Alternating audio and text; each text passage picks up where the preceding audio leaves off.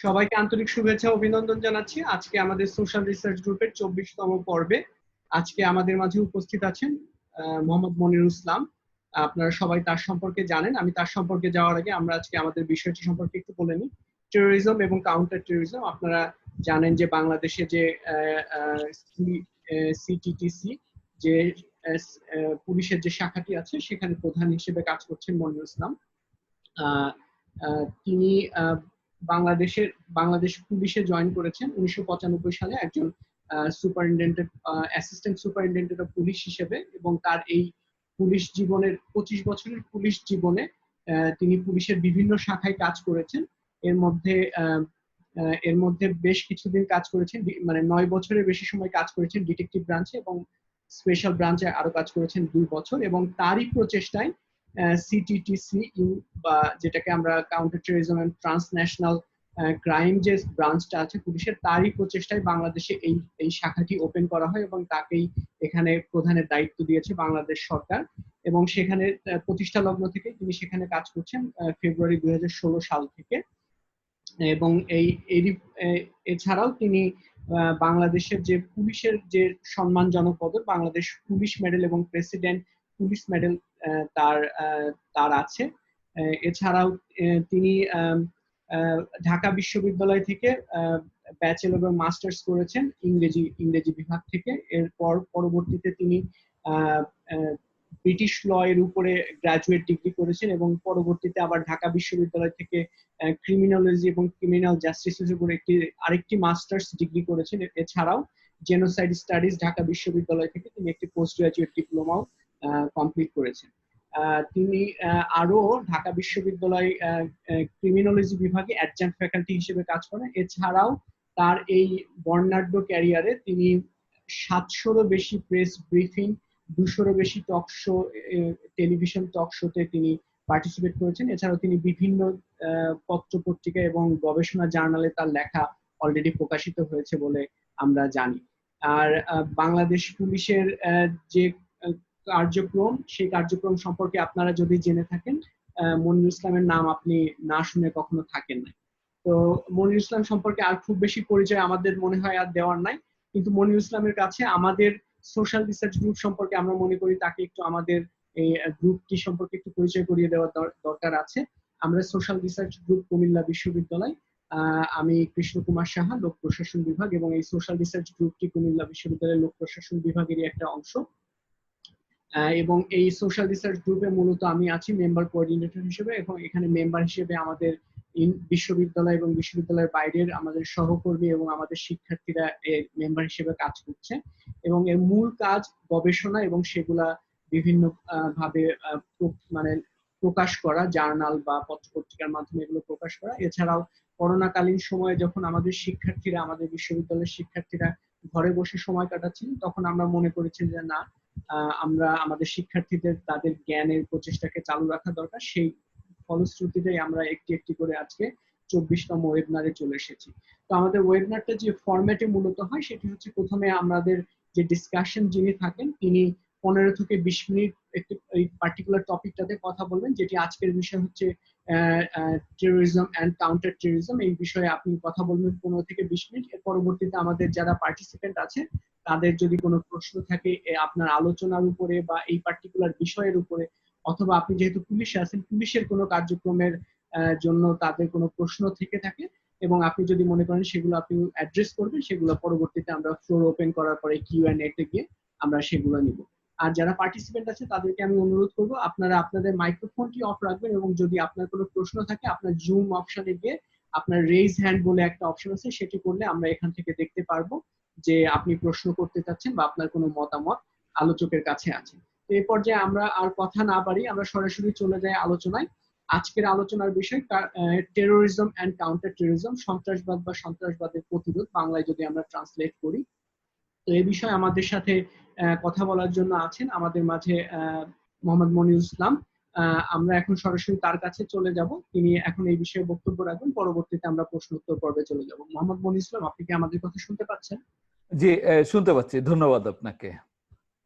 তো ধন্যবাদ আপনাকে এবং সোশ্যাল রিসার্চ গ্রুপ কুমিল্লা বিশ্ববিদ্যালয় এবং সেই সাথে আজকে এই যারা যুক্ত হয়েছেন সকলকে ধন্যবাদ জানাচ্ছি আর আমাকে যুক্ত করার জন্য এবং এই আমাকে ইনভাইট করার জন্য কৃতজ্ঞতা প্রকাশ করছি।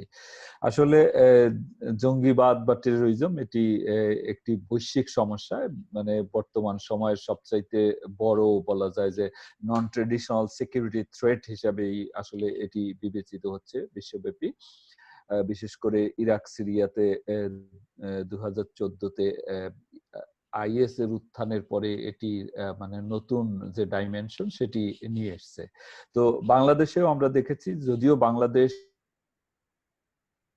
আমরা যদি মহান মুক্তিযুদ্ধের ভিতর দিয়ে যেহেতু বাংলাদেশের জন্ম হয়েছে, আমরা স্বাধীন হয়েছি, সেখানে আমাদের যে ফাউন্ডিং প্রিন্সিপাল ছিল যার অন্যতম চারটি মানে ভিত্তির একটি ছিল সেকুলারিজম, বাট আনফরচুনেটলি বাংলাদেশে এই বিভিন্ন সময়ে যে জঙ্গিবাদ বা সন্ত্রাসবাদের যে উত্থান সেটি হয়েছে এবং এটি বিকশিত হয়েছে। মূলত বাংলাদেশ স্বাধীনতার পরে সেকুলারিজমের চর্চা হলেও 1975 সালের এই আগস্ট মাসে বঙ্গবন্ধুকে হত্যার মধ্য দিয়েই আসলে সেকুলারিজমের যে পথ সেটিকে রুদ্ধ করে দেওয়া হয় এবং আমরা দেখছি এবারেও আসলে একটা ডকুমেন্ট প্রকাশ হওয়ার কারণে সেখানে দেখছি যে সেকুলারিজম যাতে না হয় একটা ইসলামিক প্রজাতন্ত্র করার জন্যই বঙ্গবন্ধুকে আসলে হত্যা করা হয়েছিল সপরিবারে। তো এরপরেই আসলে বঙ্গবন্ধুকে হত্যার মধ্য দিয়ে যারা ক্ষমতায় আসে তারা সুকৌশলে এই যে মানে ইসলামিক এক্সট্রিমিজমের যে মানে বীজ সেটি রোপণ করতে থাকে এবং এটি বিভিন্ন সময়ে বিভিন্ন ইভেন্টের ভিতর দিয়ে এটি হয়তো আরো বেশি বেগ পেয়েছে, মাত্রা পেয়েছে। যেমন আমরা দেখেছি যে সোভিয়েত আফগান কনফ্লিক্টের কারণে এটি মানে এই যে মৌলবাদ বলি বা উগ্রবাদ মানে ইসলামিক উগ্রবাদ সেই উগ্রবাদের বিস্তারটা হয়েছে এবং সেখানে যারা অংশগ্রহণ করেছিল তারাই আসলে পরবর্তীতে বাংলাদেশে অর্থাৎ 1992 সালে প্রথম সন্ত্রাসবাদী বা জঙ্গিবাদী দলের জন্ম দিয়েছিল। তো এই জঙ্গিবাদকে যদি আমরা আসলে আমাদের আইনে রয়েছে, আমরা টেরোরিজম বললে এটি আসলে জঙ্গিবাদ আমরা কথায় বলছি, বাট আমাদের আইনে কিন্তু সন্ত্রাস বিরোধী আইন, অর্থাৎ সন্ত্রাসবাদ বা টেরোরিজম বলাটাই আমার মনে হয় ভালো। কারণ জঙ্গিবাদ বললে যেটা হয় জং থেকে জঙ্গি এবং সেটি হয় এক ধরনের জং মানে যুদ্ধ। এটি আসলে কোনো যুদ্ধ নয়, এটি একেবারেই মানে সন্ত্রাসী কর্মকাণ্ড। কাজেই জঙ্গিবাদ না বলে আমরা সন্ত্রাসবাদ বললেই বোধহয় সুবিধা হবে। তো আসলে সন্ত্রাসবাদ এবং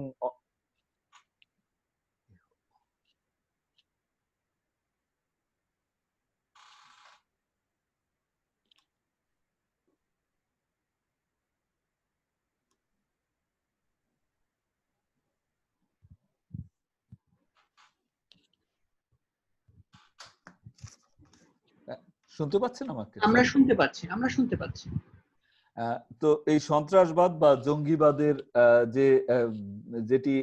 এটি আসলে সাধারণ ক্রাইম থেকে একটু আলাদা, যদিও আমাদের দেশে আমরা দেখেছি বিভিন্ন সময় যে সন্ত্রাসবাদ বলতে আমরা যেমন আমাদের ছাত্রকালীন আমরা শুনেছি যে ক্যাম্পাসের সন্ত্রাস। তো সেই সন্ত্রাসবাদের সাথে এই সন্ত্রাসবাদের মূলত কিছু পার্থক্য রয়েছে। এখানে সেটি আসলে ভায়োলেন্ট ক্রাইমকে আমরা বা ভায়োলেন্সকে আমরা একসময় সন্ত্রাসবাদ বলে ভুল করতাম, এটি আসলে সেটি নয়। এখানে ক্রাইমের অন্যান্য যে সমস্ত উপাদান থাকে সেগুলোর সাথে সাথে একটা আইডিওলজি বা মতাদর্শ, সেটি রাজনৈতিক হতে পারে অথবা ধর্মীয় হতে পারে অথবা অন্য কোনো মতাদর্শ, সেইটা প্রতিষ্ঠার জন্য পরিকল্পিতভাবে মানে কোনো সন্ত্রাসী কর্মকাণ্ড অর্থাৎ ভায়োলেন্সের যে প্রয়োগ এবং সেই প্রয়োগটা মূলত মানে ইনোসেন্ট সিভিলিয়ানদের উপর হলেই সেটাকে সাধারণভাবে আমরা সন্ত্রাসবাদ বলে থাকি। যদিও সন্ত্রাসবাদের সুনির্দিষ্ট কোনো সংজ্ঞা আসলে নাই পৃথিবীতে, তারপরেও মানে এই সংজ্ঞাটাই আসলে বেশি প্রচলিত। এই সংজ্ঞার যেমন কয়েকটা উপাদান রয়েছে যে এটি অবশ্যই এটি একটা ভায়োলেন্স, এই ভায়োলেন্সের সাথে সাথে একটি পরিকল্পিত ঘটনা এবং এর পিছনে থাকে একটা আইডিওলজি, সেটা ধর্মীয় অথবা রাজনৈতিক মতাদর্শ প্রতিষ্ঠা প্রচেষ্টা। তো এই সন্ত্রাসবাদ 1992 সালে আনুষ্ঠানিকভাবে হরকাতুল জিহাদ তৈরির মাধ্যমে আফগানিস্তান থেকে যারা ফেরত আসে তারাই এই সন্ত্রাসবাদী দল গড়ে উঠে, সেই হরকাতুল জিহাদ আল ইসলামিয়া বাংলাদেশ, যারা আজকের এই দিনটিতে আমি স্মরণ করি 21শে আগস্ট। আজকে এই 2004 সালে এই হরকাতুল জিহাদি আসলে এই যে ভয়াবহ গ্রেনেড হামলা, বর্তমান মাননীয় প্রধানমন্ত্রী এবং তার দলীয় শীর্ষ নেতাদের উপরে এই গ্রেনেড হামলা চালায় হরকাতুল জিহাদ। তো এই হরকাতুল জিহাদের যাত্রার মধ্য দিয়েই যেহেতু সন্ত্রাসবাদের আনুষ্ঠানিক যাত্রা শুরু হয় এবং পরবর্তীতে আমরা দেখি যে ওই তারা প্রস্তুতি নিতে নিতে একটা সময় এসে, অর্থাৎ 99 সালে এসে আসলে তারা হামলা শুরু করে এবং তাদের হামলার যে লক্ষ্যবস্তু সেটি ছিল সেকুলার পলিটিক্যাল পার্টি, সেকুলার যে সমস্ত ফেস্টিভ্যালস আছে আমাদের, অর্থাৎ আমাদের সংস্কৃতি, এইগুলোকেই তারা হামলা করে। এর ভিতর দিয়েই এই দেখা যায় যে পরবর্তীতে এটার সাথে একটা রাজনৈতিক মানে পলিটিকো টেরর নেক্সাস যেটা, সেটি হয়ে যায় এবং একের পর এক আসলে আমরা দেখি যে এই সেকুলার শক্তির উপরে যে হামলা সেটি চলতে থাকে। এই অবস্থারই পরিণতিতে মানে শেষ পর্যন্ত 2004 সালে আমরা দেখি আজকের এই দিনে যে তখন হরকাতুল জিহাদের এক দল সরকারের, তৎকালীন সরকারের একাংশের সহযোগিতায় আসলে এই ভয়াবহ যে হামলা সেটি পরিচালিত করে। ঠিক এর সাথে সাথেই আরো একটা দল জামায়াতুল মুজাহিদিন বাংলাদেশ এবং তাদের একটা প্রকাশ্য সংগঠন জাগ্রত মুসলিম জনতা, সেটিও আসলে গড়ে উঠে এবং সেটিতেও আমরা দেখি যে রাজনৈতিক ছত্রছায়ায় তারাও আসলে কর্মকাণ্ড চালায় এবং 2005 সালের এই অগাস্ট মাসেই 17ই অগাস্ট তারা আসলে দেশব্যাপী বোমা হামলা করে। তো এর ভিতর দিয়ে তখন আমরা দেখেছি পৃষ্ঠপোষকতা 2007-08 সালে সরকারি পৃষ্ঠপোষকতা বন্ধ হয়ে যাওয়ার কারণে জঙ্গিবাদ অনেকটাই বা সন্ত্রাসবাদী কর্মকাণ্ড অনেকটাই ভাটা পড়ে। কিন্তু আমরা দেখি যে 2013 সালে বাংলাদেশে যখন গণজাগরণ মঞ্চ অর্থাৎ যুদ্ধাপরাধীদের সর্বোচ্চ সাজা নিশ্চিত করার দাবিতে যখন গণজাগরণ মঞ্চে আন্দোলন গড়ে ওঠে, ঠিক তখনই এটা কাউন্টার হিসেবে আমরা দেখি আবার ব্লগার, তারপরে অনলাইন অ্যাক্টিভিস্ট, এদের হত্যাকাণ্ড সেটি আসলে শুরু হয় এবং সন্ত্রাসবাদ বিশ্বব্যাপী একটা ব্যাপক মাত্রা পায়। বাংলাদেশেও এটার প্রভাব পড়ে। 2014 সালের 29শে জুন সে যখন ইরাক এবং সিরিয়াতে কথিত ইসলামিক স্টেট সেটা মানে ঘোষণা করে এবং একই বছর যখন আল কায়দা ইন ইন্ডিয়ান সাবকন্টিনেন্ট বাংলাদেশ সহ এটি এই শাখা ঘোষণা করা হয়, তার ভিতর দিয়েই সন্ত্রাসবাদ বাংলাদেশেও একটা নতুন মাত্রা পায় এবং আমরা দেখি যে বিভিন্ন বিচ্ছিন্ন, প্রথম দিকে বিচ্ছিন্ন সিঙ্গেল টার্গেটের পরপর সেখানে মুসলিম ব্যতীত মানে সুন্নি মুসলিম ব্যতীত শিয়া সম্প্রদায়, তারপরে মানে কাদিয়ানি সম্প্রদায়, পীর, মাজার, তাদের বিরুদ্ধে যেমন হামলা হয়েছে বাংলাদেশে, আবার একইভাবে আমরা দেখেছি যে অন্যান্য ধর্মের যারা আছে, ইসলাম ব্যতীত অন্য যে সমস্ত ধর্মাবলম্বী আছে তাদের উপরেও কিন্তু অনেক মানে অনেকগুলো বিচ্ছিন্ন মানে একটার পর একটা হামলা চালানো হয় দেশব্যাপী এবং এর পরিণতিতে 2016 সালের 1 জুলাই আমরা হোলি আর্টিজানে এই যে ভয়াবহ হামলা সেটি আমরা দেখি। তো এরপরে আসলে এই কর্মকাণ্ডগুলোর ভিতর দিয়েই বাংলাদেশের সন্ত্রাসবাদের যে ব্যাপকতা সেটি প্রকাশ পেয়েছে।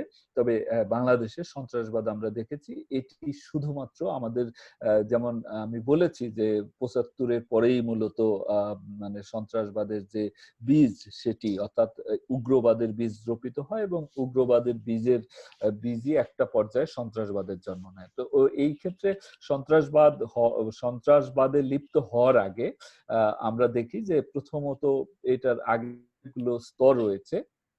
যেমন একটা হলো মানে রেডিকালাইজেশনের আসলে অ্যাপ্রোপ্রিয়েট বাংলাটা খুঁজে আমি খুব মানে সুবিধাজনক একটা বাংলা আমি পাইনি। অর্থাৎ একজন মানুষ যখন তার প্রচলিত যে বিশ্বাস, সেই বিশ্বাসের বাইরে গিয়ে অ্যাডভান্স চিন্তা করা শুরু করে, তখন এটাকে রেডিকালাইজেশন প্রসেস বলা হয়, বা যেই চিন্তার অনুসারী তাকে রেডিকালাইজড বলা হয়। তো রেডিকালাইজেশন ভালোও হতে পারে, আবার খারাপও হতে পারে। যেমন আমরা জানি যে মানে 1971-এর আগে যারা স্বাধীনতার চিন্তা করেছিল তারা কিন্তু রেডিকাল ছিলেন, অর্থাৎ পজিটিভ অর্থে তারা রেডিকাল ছিলেন, অর্থাৎ সমাজের একটা পরিবর্তনের আকাঙ্ক্ষা নিয়ে। কিন্তু যদি এই আকাঙ্ক্ষাটা হয় একটা পর্যায়ে গিয়ে, আমরা দেখি এরপর মানে ধর্মের ভিত্তিতে যদি এই রেডিকালাইজেশন হয়, এবং এরপরে সে যখন আরো একটু এগিয়ে যায় এবং এগিয়ে গিয়ে চিন্তা করে যে সে যে পরিবর্তনটা চাচ্ছে, এই পরিবর্তন আনার ক্ষেত্রে ভায়োলেন্স অর্থাৎ হিংসাত্মক ঘটনা ঘটানো বা সহিংসতাটা এটা জায়েজ, জাস্টিফাইড, তাহলে তাকে আমরা আসলে উগ্রবাদী বা সহিংস উগ্রবাদী বলি। এই সহিংস উগ্রবাদের পরবর্তী ধাপ, অর্থাৎ যখন তারা এই রকম কোন টার্গেটকে, যাদেরকে তারা মনে করে যে এই টার্গেটের উপর হামলার মাধ্যমেই তারা তাদের এই যে মতবাদ, অর্থাৎ সহিংস উগ্র মতবাদ, সেটা প্রতিষ্ঠা করতে পারবে, তখনই আসলে আমরা বলি যে সন্ত্রাসী কর্মকাণ্ডে লিপ্ত হয়েছে বা সন্ত্রাসবাদ। তো এই পর্যায়গুলো আসতে আসতে যেমন অনেকগুলো কেন সন্ত্রাসবাদী হয়ে ওঠে একজন মানুষ। তো আমরা দেখেছি যদি উগ্রবাদ থেকে শুরু করি, যে আসলে উগ্রবাদী হয় প্রথমে, তো উগ্রবাদ হয় কেন, এটা নানা কারণে হতে পারে। অনেকগুলো ক্লাসিক্যাল কারণ রয়েছে, আবার কত যেগুলো যেমন দারিদ্র, মানে অপেক্ষাকৃত মানে শিক্ষা ও সচেতনতার অভাব, তারপরে আমরা দেখেছি যে কোন কোন ক্ষেত্রে একটা সময় ছিল যে মাদ্রাসা শিক্ষা শুধু একমুখী শিক্ষা, এটির কারণে যুক্ত হয়েছিল। কিন্তু বর্তমানে দেখা যাচ্ছে সন্ত্রাসবাদের হওয়ার সুনির্দিষ্ট একক কোনো কারণ খুঁজে পাওয়া যাচ্ছে না। সেই ক্লাসিক্যাল কারণগুলো রহিত হয়ে গেছে, সেগুলো আসলে এখন আর খুব কার্যকর নাই। কারণ আমরা এখন দেখছি সন্ত্রাসবাদের সাথে বাংলাদেশেও যারা লিপ্ত হচ্ছে, তারা মূলত তাদের বক্তব্য মতে যে তারা ইসলামী মানে শরিয়া ল তারা বাস্তবায়ন করতে চায়। কিন্তু এই ক্ষেত্রে শরিয়া ল বাস্তবায়নের জন্য তারা মনে করে যে সহিংসতা ঘটিয়ে, অর্থাৎ শক্তি প্রয়োগ করে তারা শরিয়া ল কায়েম করবে। তো সেই জায়গাটিতে দেখা যাচ্ছে যে তারা বাইরের ন্যারেটিভস ব্যবহার করছে। বাইরের যেমন কারণগুলো হিসেবে বলা হয় যে মুসলিমরা ডিসক্রিমিনেটেড, তারপরে মুসলিমরা মানে মুসলিমরা নানা রকম পারসিকিউশনের শিকার হচ্ছে বিভিন্ন জায়গায়, সেই কারণে। কিন্তু বাংলাদেশে তো আসলে সেই অবস্থাটা নাই। আমরা জানি যে বাংলাদেশে একদিকে সংখ্যাগরিষ্ঠ মানুষ এখানে মুসলিম, প্রায় 90% অফিসিয়ালি, এবং তারপরেও যেমন আইএস এ সবচেয়ে বেশি যোগদান করেছিল ইরাক সিরিয়াতে তিউনিসিয়ার মানুষ। তো তাদেরকে জিজ্ঞাসা করা হয়েছিল কেন তারা মানে আইএস এ গিয়েছে, তো তারা বলছে, অধিকাংশের বক্তব্য হলো যে তারা দুটো কারণে গিয়েছে। একটা হলো দারিদ্র, তিউনিসিয়ার মানুষ খুব দরিদ্র, সেখানে অর্থনৈতিক অবস্থা খারাপ, কিন্তু আইএস যেহেতু তাদের মানে যৌবনকালে 2014-15 সালের দিকে তারা অ্যাট্রাকটিভ প্যাকেজ দিয়েছিল, অর্থাৎ তারা বেতন ভাতা, থাকার জায়গা, তারপরে স্ত্রী, একাধিক স্ত্রী, দাস দাসী কেনার সুযোগ দিয়েছিল, অর্থাৎ অ্যাট্রাকটিভ লোভনীয় প্যাকেজ, অর্থনৈতিক প্যাকেজ, সেটির কারণে তিউনিসিয়ানরা গিয়েছে। আর একটা আদর্শিক কারণ যেটি বলেছে সেটি হলো, তারা বলেছে যে সুন্নি ডমিনেন্স, অর্থাৎ সুন্নিবাদের, সুন্নি মতবাদের প্রতিষ্ঠাতা বা প্রাধান্য বিস্তারের জন্য তারা গিয়েছে। কিন্তু আমরা জানি যে বাংলাদেশে যে যদি 90% মানুষকে আমরা মুসলমান ধরি, এদের ভিতরে কিন্তু 99%-এর উপরে মানুষ সুন্নি। ফলে এইখানে সুন্নিরা মধ্যপ্রাচ্য বা ইভেন পাকিস্তানের যেটি রয়েছে শিয়া সুন্নি মতভেদ রয়েছে, বাংলাদেশে কিন্তু সেটি নেই। এখানে সুন্নিরাই সংখ্যাগরিষ্ঠ, এবং শিয়া সুন্নি বা অন্যান্য মতবাদের সাথে কিন্তু এখানে আসলে খুব বেশি পার্থক্য নাই। কিন্তু তারপরেও বাংলাদেশে দেখা গিয়েছে যে তরুণরা মানে শিক্ষিত, আধুনিক শিক্ষায় শিক্ষিত কিংবা ছাত্র, ইংলিশ মিডিয়াম এর ছাত্র বা সাধারণ শিক্ষায় শিক্ষিত, আবার মাদ্রাসার ছাত্ররাও আছে এর ভিতরে কিছু কিছু। তারপরে দরিদ্র আছে, মধ্যবিত্ত আছে, সচ্ছল পরিবারের সন্তানেরা আছে, সব ধরনের মানুষ কিন্তু মানে তরুণরা বাংলাদেশে আছে। তো বাংলাদেশের সন্ত্রাসবাদের সাথে আসলে বেশি লিপ্ত হচ্ছে, আমরা যে বয়স মানে এজ গ্রুপ যদি ধরি, সেটি আমাদের গবেষণায় এসছে, সেটি 15 থেকে মূলত 30 বছর এই বয়সের তরুণরাই সবচেয়ে বেশি সংখ্যায় এসছে। আমরা আমাদের গবেষণা থেকে এই তথ্যটি পেয়েছি। আর আরেকটা কারণে বাংলাদেশের সন্ত্রাসবাদের বিস্তার হচ্ছে, সেটি হলো যে এই যে বাইরের দেশগুলোতে আন্তর্জাতিক সংগঠনে তাদের যে মতবাদ, সেটি তারা অনুসরণ করতে পারছে, জানতে পারছে, বুঝতে পারছে, তাদের ট্রেনিং, তাদের কলা কৌশল সবই তারা আয়ত্ত করতে পারছে ইন্টারনেটের মাধ্যমে। এই যে গত কয়েক বছরে, অর্থাৎ আমরা গত 10-11 বছরে যে আমাদের এখানে ইন্টারনেটের যেভাবে বিকাশ ঘটেছে, 2008 সালের শেষ দিকে ইন্টারনেট ব্যবহারকারীর সংখ্যা বাংলাদেশে ছিল 6 লক্ষ, মতান্তরে 8 লক্ষ। আর এটি আমি এই বছরের শুরুতেই আসলে এটির ব্যবহারকারীর সংখ্যা বাংলাদেশে 10 কোটি ছাড়িয়ে গেছে। তারপরে সোশ্যাল মিডিয়া কে ব্যবহার করছে। সোশ্যাল মিডিয়া যেহেতু ইন্টারঅ্যাক্টিভ, এটার অনেকগুলো সুবিধা আছে। সেই কারণে এই টেরোরিস্টরা যেমন, টেরোরিস্টদের যারা মাস্টার মাইন্ড, তারা যেমন সোশ্যাল মিডিয়াকে ব্যবহার করছে, আবার অনেকেই কিন্তু রেডিক্যালাইজড হচ্ছে এবং পরবর্তীতে সন্ত্রাসবাদের দিকে ঝুঁকে যাচ্ছে এই সোশ্যাল মিডিয়া ব্যবহার করে। বাংলাদেশে যেমন 4 কোটির উপরে ফেসবুক ইউজার ছিল আসলে এই করোনার আগে। করোনা কালে আমার বিশ্বাস যে আরো এই সংখ্যাটি অনেক বেড়েছে। লেটেস্ট স্ট্যাটিস্টিক্সটা আমার হাতে এই মুহূর্তে নাই। তো এই এখানেও আমরা দেখেছি 300 জন মানে রেডিক্যালাইজড তরুণ বা টেরর সাসপেক্টের যে কেস হিস্ট্রি, সেটি আমরা নিয়ে দেখেছি যে সেখানে 81% বেশি তরুণরা আসলে সোশ্যাল মিডিয়া তাদের এই যে রেডিক্যালাইজেশন এবং টেরোরিস্ট হওয়ার কাজটিকে ফ্যাসিলিটেট করেছে। তো এইভাবেই আসলে বাংলাদেশের মানে ওই উপাদানগুলো না থাকলেও বাইরের ইউরোপ, আমেরিকা বা উন্নত দেশগুলোতে যে সমস্যা রয়েছে, সেখানে যেহেতু মানে অমুসলিম অন্যান্য ধর্মাবলম্বী মানুষের সংখ্যা বেশি, সেখানে মুসলমানরা সংখ্যালঘিষ্ঠ, সেখানে তারা দাবি করতে পারে তার ডিসক্রিমিনেশনের শিকার হচ্ছে, কিন্তু বাংলাদেশে সেটি নাই। তারপরেও আসলে ওই যে বাইরের দেশগুলোতে তাদের এই যে পারসিভড সেন্স অফ ডিপ্রিভিয়েশন, এইটা একটা আমরা দেখেছি যে সন্ত্রাসবাদের সাথে লিপ্ত হওয়ার একটা অন্যতম নিয়ামক হিসেবে আসলে বাংলাদেশে কাজ করছে। তো এখন এই টেরোরিজমকে আবার মোকাবেলা করাটাও আসলে খুব এই কাজটি, অর্থাৎ কাউন্টার টেরোরিজম যে প্রসেস, এটাকে আমি বলি এবং যারা অনেকেই বলে থাকেন, আমার সাথে অনেকেই একমত হবেন যে এটি একটা জটিল এবং মানে দীর্ঘমেয়াদী লং টার্ম প্রসেস। তো এইখানে এই সন্ত্রাসবাদকে, যেহেতু এটার বাদ আমি বলছি ইজম, এটা একটা মতবাদ, একটা আইডিওলজি এটার পেছনে কাজ করে। তো সেই ক্ষেত্রে কিন্তু এই এটাকে দমন করতে গেলে একটা কম্প্রিহেন্সিভ অ্যাপ্রোচ নিতে হয়। এখানে শুধুমাত্র গ্রেপ্তার, তারপর জেল জরিমানা করে এই সন্ত্রাসবাদকে, সেটা সন্ত্রাসীকে হয়তো কন্ট্রোলে আনা যাবে, বা সন্ত্রাসবাদ যেটা, এই মতবাদকে আসলে কন্ট্রোলে আনা যাবে না। তো সেই কারণে আমরা কতগুলো ব্যবস্থা নিয়েছি কম্প্রিহেন্সিভ অ্যাকশন হিসেবে। বাংলাদেশে যেমন কোনো কাউন্টার টেররিজম স্ট্র্যাটেজি আসলে এখন পর্যন্ত তৈরি হয় নাই। এমনকি কাউন্টারিং ভায়োলেন্ট এক্সট্রিমিজম, অর্থাৎ ভায়োলেন্ট এক্সট্রিমিজমের কথা আমি বললাম, উগ্র সহিংসবাদ, সেটা মোকাবেলারও কোনো পলিসি বা স্ট্র্যাটেজি বাংলাদেশের নাই। তারপরেও বাংলাদেশ, আমি মনে করি এবং অনেকেই একমত পোষণ করবেন যে বাংলাদেশ সন্ত্রাসবাদ মোকাবেলায় পৃথিবীর অনেক দেশের চাইতে, অনেক দেশের তুলনায় একটি রোল মডেল। কারণ হোলি আর্টিজানের পরে বিশ্ববাসী ভেবেছিল যে বাংলাদেশ আর মানে সন্ত্রাসবাদের অভয়ারণ্যে পরিণত হবে, এইটা আইএস এর সাউথ এশিয়ার একটা হাব হিসেবে এটি তৈরি হবে। সেটি তো আসলে হয়নি।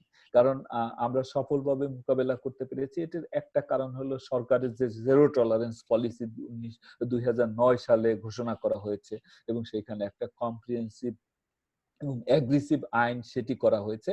পাশাপাশি আমাদেরকে কঠোর নির্দেশনা দেওয়া হয়েছে যে সন্ত্রাসবাদকে কোন একেবারে মানে জিরো টলারেন্স দেখাতে হবে, শূন্য সহনশীলতার যে নীতি সেটি কার্যকর রয়েছে। আর একটা হলো যে বাংলাদেশের মানুষ আসলে কোনো উগ্রবাদকে পছন্দ করে না। বাংলাদেশের মানুষ ধর্মভীরু বাট মানে ধর্মান্ধ নয়। ফলে তারা কোন বাঙালি সংস্কৃতিতে তারা বিশ্বাস করে এবং বাঙালি সংস্কৃতি আসলে বাংলাদেশের সন্ত্রাসবাদ প্রতিরোধের বা এটা নিয়ন্ত্রণের একটা অন্যতম কি বলা যায় এন্টিডোট হিসাবে আসলে বিবেচিত হতে পারে।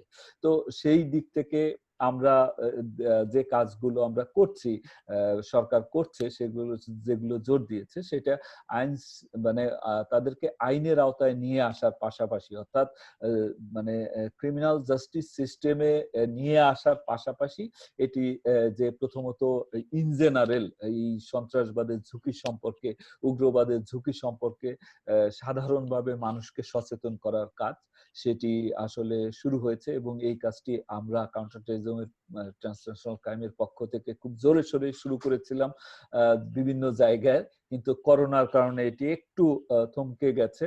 এরপরে আমরা আবারও শুরু করব। তো সেই ক্ষেত্রে আমরা দেখেছি যে যেহেতু তরুণরা প্রধান টার্গেট, তরুণদেরকে আমরা আমাদের যে টার্গেট গ্রুপে নিয়ে এসেছি তাদেরকে সচেতন করছি এবং তাদেরকে কোথাও কোথাও আসলে কাজেও লাগাচ্ছি এই সন্ত্রাসবাদের বিরুদ্ধে, উগ্রবাদের বিরুদ্ধে সচেতনতা তৈরির জন্য।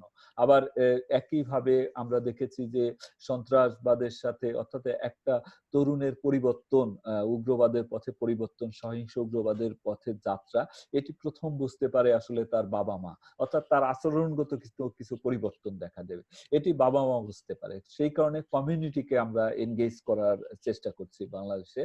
বা এর বাইরে শিক্ষক, অর্থাৎ যেহেতু পরিবারের পরেই সবচেয়ে বেশি সময় তরুণরা থাকে শিক্ষা প্রতিষ্ঠানে, সেই ক্ষেত্রে শিক্ষা প্রতিষ্ঠানগুলোতেও আমরা অ্যাওয়ারনেস বিল্ডিং যে প্রোগ্রাম সেগুলো আমরা করছি।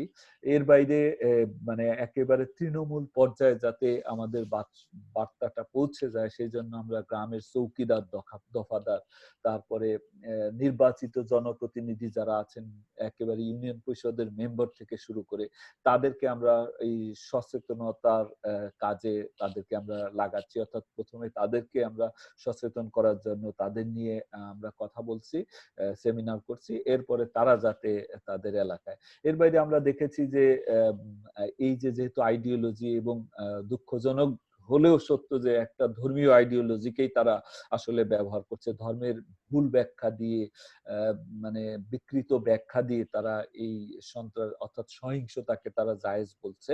তো সেই ক্ষেত্রে এই বিষয়ে আমরা ইমামদের কাজে লাগাতে চেষ্টা করছি, অর্থাৎ যারা ইসলাম বোঝেন এবং যাদের কথা, যাদের ব্যাখ্যা মানুষ গ্রহণ করে তাদেরকে আমরা কাজে লাগানোর চেষ্টা করছি।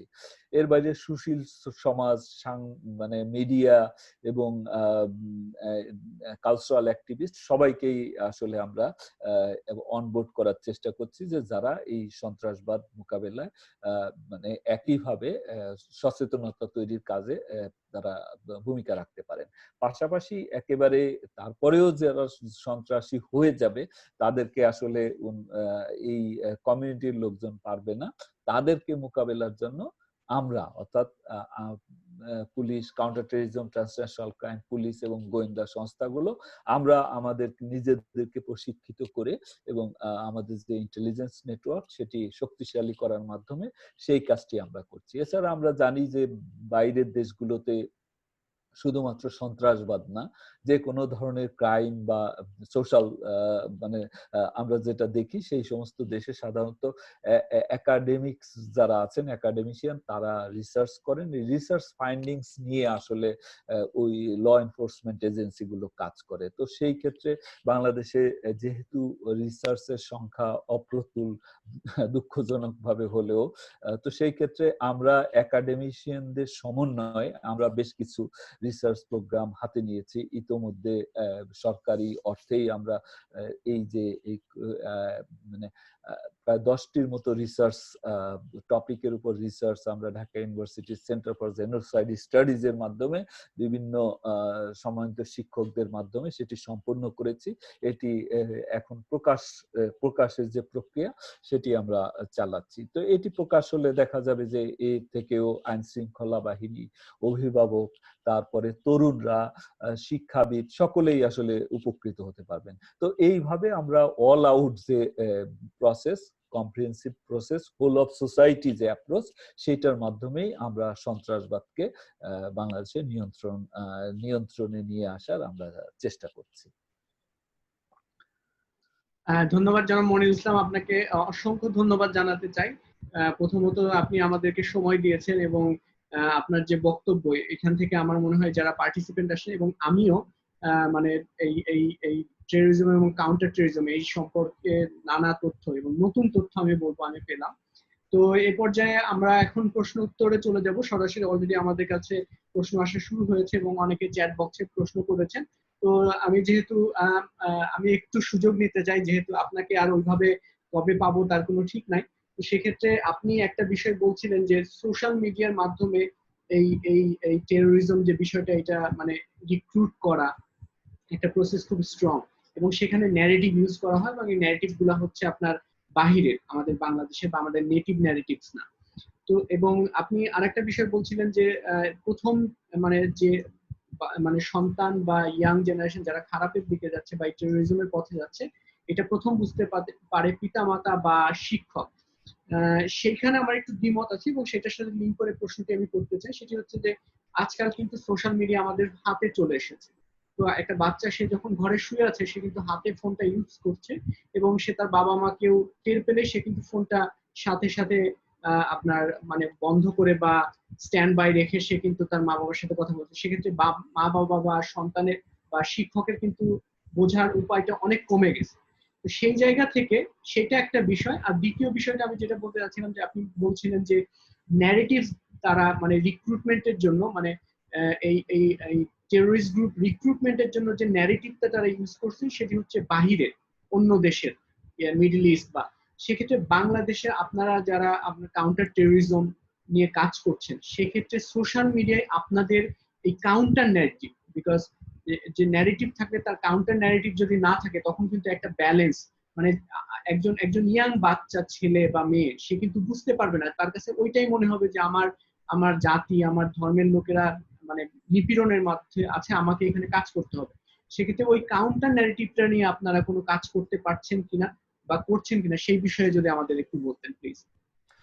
ধন্যবাদ। আপনি যে প্রশ্নটি করে মানে খুবই প্রাসঙ্গিক প্রশ্ন করেছেন। আসলে সোশ্যাল মিডিয়া তারা ব্যবহার করছে এটাকে মানে খুব সফলভাবে এক্সপ্লয়েট করছে বলা যায়। এটা একটা প্রথমত মানে মোটিভেট করার কাজে, ট্রেনিং এর কাজে, রিক্রুটমেন্টের কাজে, অর্থ কালেকশনের কাজে, এমনকি প্রশিক্ষণ তো বটেই, প্রশিক্ষণ আছে এবং এমনকি টার্গেট সিলেকশনের কাজে এবং টার্গেটকে হত্যা করার পরে বা হামলা করার পর দায় স্বীকারের কাজেও আসলে ব্যবহার করছে।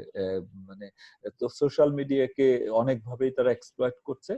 আর যে বাবা মারা বুঝতে পারবেন বা শিক্ষকরা যেটি বুঝতে পারবেন সেটি যদি ইন্টারনেটে সে কি দেখছে তরুণরা সেটি বুঝতে পারলে তো ভালো, কিন্তু সেটি আমরা জানি যে সেটি যদি আমরা মনে করি সেটি আসলে খুব একটা মানে ফলপ্রসূ হবে না।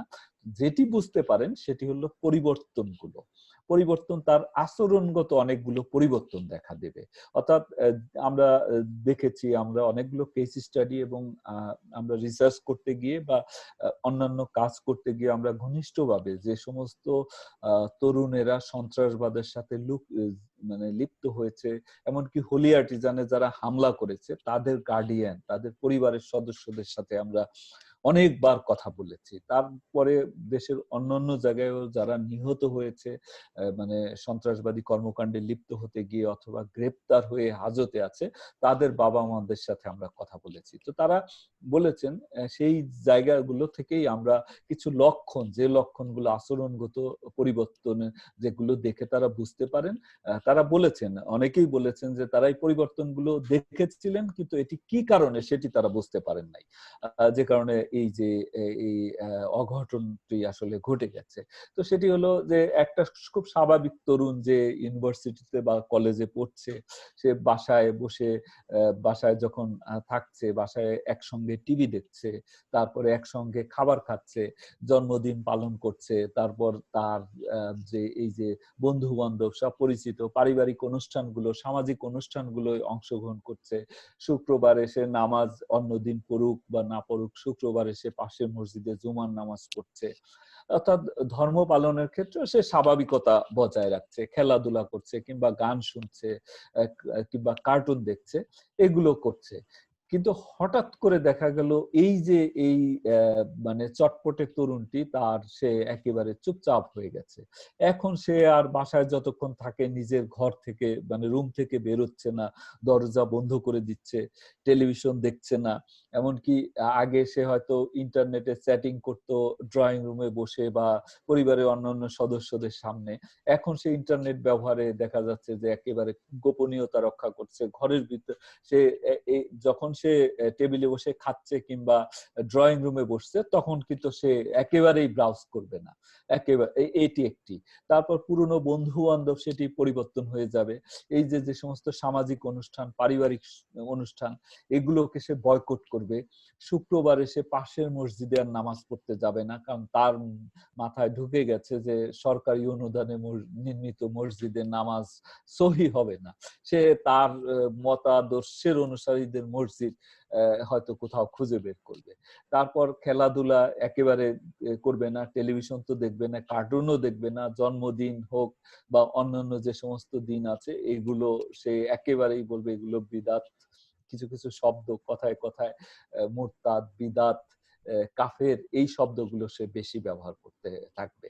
এবং দেখা যাচ্ছে যে পরিবারের সদস্যদের সাথেও সে আসলে ঠিক মতো কথা বলছে না, বেশিরভাগ সময় ভিতরে থাকছে, খাওয়ার সময় এক টেবিলে বসে খাচ্ছেও না, এবং খাওয়ার ক্ষেত্রেও সে অতিমাত্রায় মানে ধার্মিক হওয়া ভালো কিন্তু অতিমাত্রায় ধার্মিক হয়ে যাচ্ছে, যে কোথায় কোন জায়গা থেকে বাজার করেছে, সেই মাংস কিনেছে, মাংস হালাল না হারাম, এটি সাধারণভাবে মুসলমান হিসেবে এই বিবেচনা করাই যেতে পারে। কিন্তু হঠাৎ করে যদি এই সমস্ত বিষয় অতিমাত্রায় মানে বাড়াবাড়ির পর্যায়ে চলে যায় তাহলে বুঝতে হবে যে সমস্যা হয়েছে। তারপরে তার মা বা বোন তাদেরকে মানে হিজাব পরার, বোরকা পরার চাপ দিচ্ছে এবং হুমকি দিচ্ছে যে এই হিজাব না পড়লে, বোরকা না পড়লে সে বাসা ছেড়ে চলে যাবে। মানে ওই পর্যায়ে এমনি বলতেই পারে, অনুরোধ করতে পারে যে হ্যাঁ ধর্মের বিধানেই আছে, এটি মেনে চলো। তো এই লক্ষণগুলো আসলে বাবা মাই বুঝতে পারবে। এবং শিক্ষা প্রতিষ্ঠানে সে অনিয়মিত হয়ে যাবে, আগের মতো লেখাপড়ায় তার মনোযোগ নাই, ক্লাসে সে আসছে না, এই পরিবর্তনগুলো দেখে শিক্ষকরা বুঝতে পারবে। আমি আসলে এটি বোঝাতে চেয়েছি। আর ন্যারেটিভস এর যে বিষয়টি আছে, আমরা দেখেছি যে কতগুলো কতিপয় আয়াত, পবিত্র কোরআন শরীফের কতিপয় আয়াতের আংশিক মানে মানে শুধু টেক্সচুয়াল যে ব্যাখ্যা, ইন্টারপ্রিটেশন, সেটা আউট অফ কনটেক্সট নিয়ে তারা তাদের যে ন্যারেটিভস গুলো সেগুলো তৈরি করে।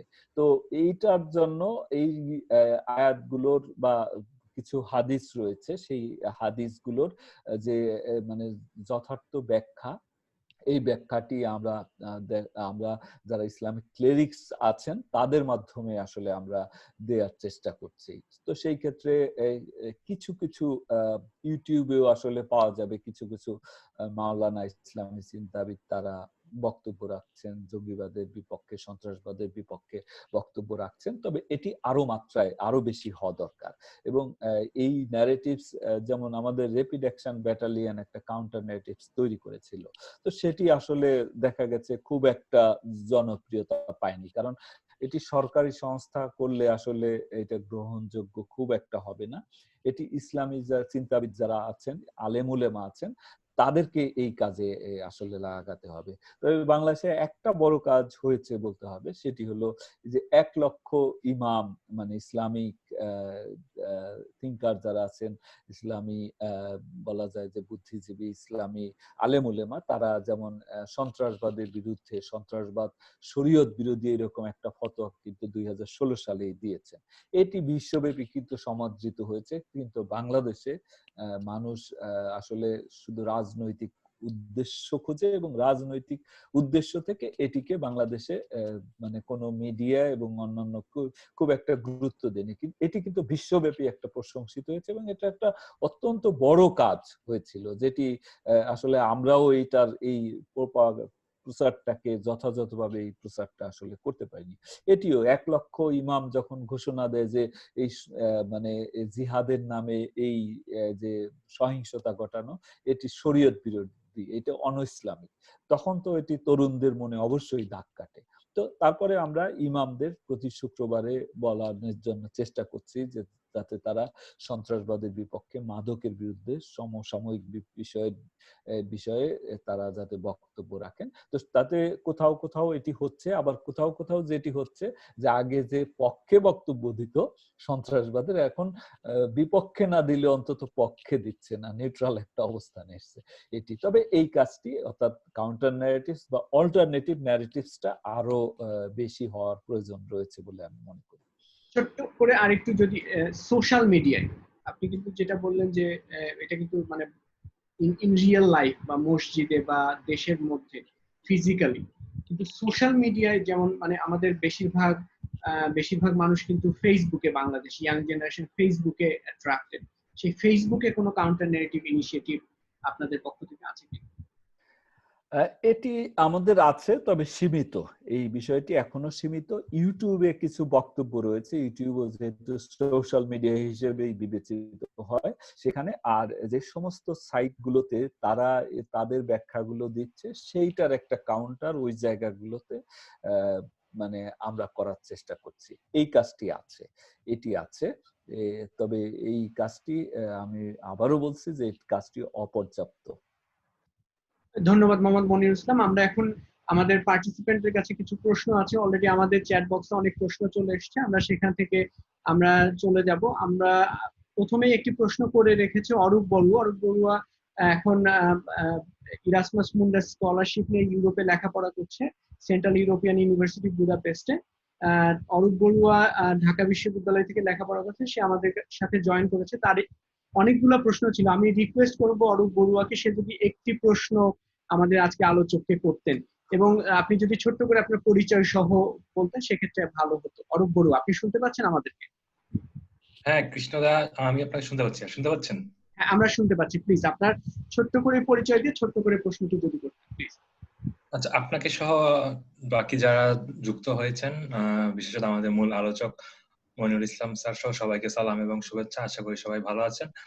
আমি অরূপ বড়ুয়া, এই মুহূর্তে আছি হাঙ্গেরির বুদাপেস্টে, পড়ছি ইরাসমাস মুন্ডাস স্কলারশিপের আওতায় গ্লোবাল পাবলিক পলিসি প্রোগ্রামে। আমি আমার প্রোগ্রামের প্রায় শেষ দিকে আছি, এই কারণে মানে খুব অনেক প্রশ্ন থাকলে আমি খুব সংক্ষেপে যে প্রশ্নটি মনিরুল ইসলাম স্যারের কাছে করতে চেয়েছি বা জানতে চাচ্ছি, মূলত উনি যেহেতু একজন শীর্ষস্থানীয় আইন শৃঙ্খলা বাহিনীর কর্মকর্তা এবং বিভিন্ন শাখায় কাজ করেছেন দীর্ঘদিন, বিশেষত উনি বক্তব্যের শুরুতে স্যার বলেছেন যে 21শে আগস্টের যে ঘটনাটার কথা, মূলত আমি সেটার প্রেক্ষাপটে বলতে বা প্রশ্নটা আমি করেছি যে, কারণ সেখানে এটা মোটামুটি পরিষ্কার যে সেই সময় যে ঘটনা, এটা সরকার দলীয় বা তাদের মদতপুষ্ট লোকজন যখন এই ধরনের ঘটনা করায় বা এই ধরনের এক্সট্রিমিস্ট গ্রুপদের উত্থানে প্রত্যক্ষভাবে রাজনৈতিক, অর্থনৈতিক এবং সব ধরনের সহযোগিতা দিয়ে থাকেন, আপনাদের মতো যারা আইন শৃঙ্খলা বাহিনীর কর্মকর্তা এবং বিভিন্ন লেভেলে কাজ করছেন, এটা আপনাদের উপর কি ধরনের প্রভাব ফেলে? বিশেষ করে এই ঘটনাগুলো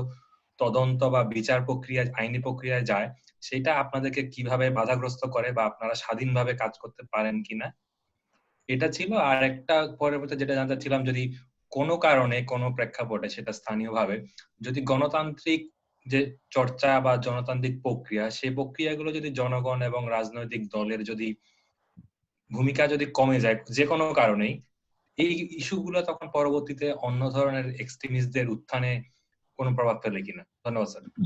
ধন্যবাদ অরূপ বড়ুয়া। আমরা আমরা আরেকটি প্রশ্ন নিতে চাই, তারপর আমরা আবার সরাসরি চলে যাব। আমাদের মোহাম্মদ সজল হোসেন প্রশ্ন করার জন্য হাত তুলেছেন। সজল, আপনি কি আমাদের কথা শুনতে পাচ্ছেন? জি স্যার, আপনাকে শোনা যাচ্ছে। আমাকে শোনা যাচ্ছে? আপনাকে শোনা যাচ্ছে। আপনার পরিচয় দিয়ে আপনি একটি প্রশ্ন করবেন। ধন্যবাদ স্যার আপনাকে আমাকে সুযোগ প্রদান করার জন্য। মনিরুল ইসলাম স্যারের কাছে আমার প্রশ্ন ছিল দুইটা, সেক্ষেত্রে স্যার যখন বলেছেন একটা, আমি সেটাই করছি। স্যার পুলিশ কবে জনগণের বন্ধু হবে? এখন এই প্রশ্নের উত্তরের ক্ষেত্রে যদি আপনি কোথাও গিয়ে বলতে চান যে বন্ধুত্ব হয় দুই ভাবে, একটা জনগণকে পুলিশকে সহায়তা করতে হবে বা বন্ধুভাবাপন্ন একটা আচরণ করতে হবে, কিন্তু স্যার জনগণ কেন সেই আচরণটা করছে না, এটা একটা প্রশ্ন।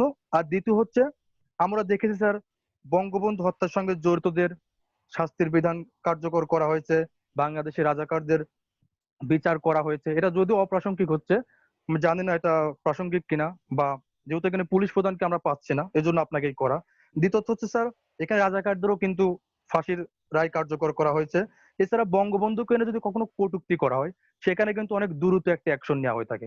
কিন্তু স্যার আমরা যদি পিছনের দিকে একটু ফিরে তাকাই, সাগরনী হত্যা, আবরার হত্যা, তনু হত্যা, নুসরাত হত্যা, এই হত্যাগুলো হওয়ার পরে এদের বিচারের কার্যক্রমটাতে এত বিলম্ব হচ্ছে কেন?